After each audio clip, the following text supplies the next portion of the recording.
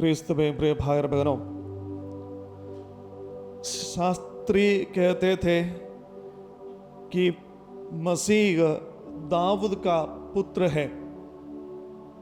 तो मसीह जो मानव पुत्र, संसार में आने वाला,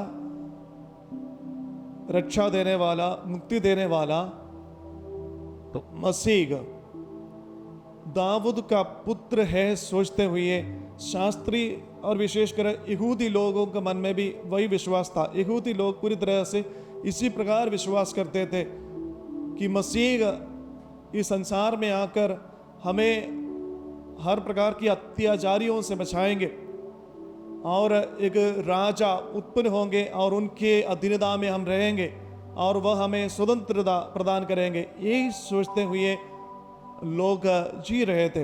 तो उसी समय में प्रभु उनके बीच में एक सवाल पूछते हैं, कैसे मसीह दाऊद का पुत्र बन सकते हैं? क्योंकि दाऊद खुद प्रभु प्रभु कहकर मसीह को पुकारते हैं, तो वह कैसे उनका पुत्र बन जाते हैं? अभी जो लोग सुन रहे हैं उनको प्रभु समझाने के लिए चाहते थे कि मसीह दाऊद का पुत्र नहीं है और मसीह एक संसारिक राजा नहीं है।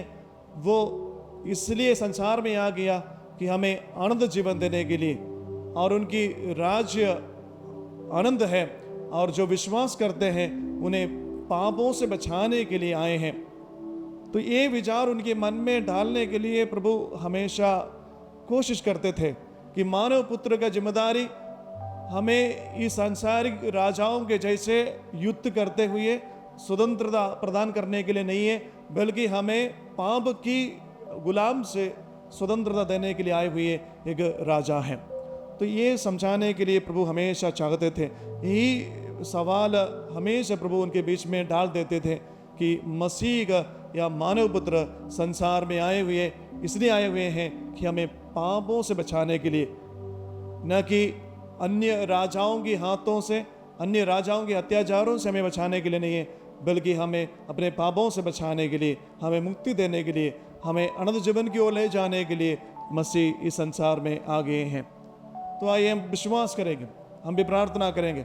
जो कोई मसीह पर विश्वास करते हैं उन्हें अनंत जीवन जरूर मिलेंगे। जो मसीह पर विश्वास करते हैं उनको भी अनंत जीवन में प्रवेश पाने की अनुमति मिलेगी। हम प्रार्थना करेंगे वही मसीह हमें भी अनंत जीवन की ओर प्रवेश करने की योग्यता प्रदान करने के लिए। पिता, पुत्र और पवित्र आत्मा के नाम पर आमीन।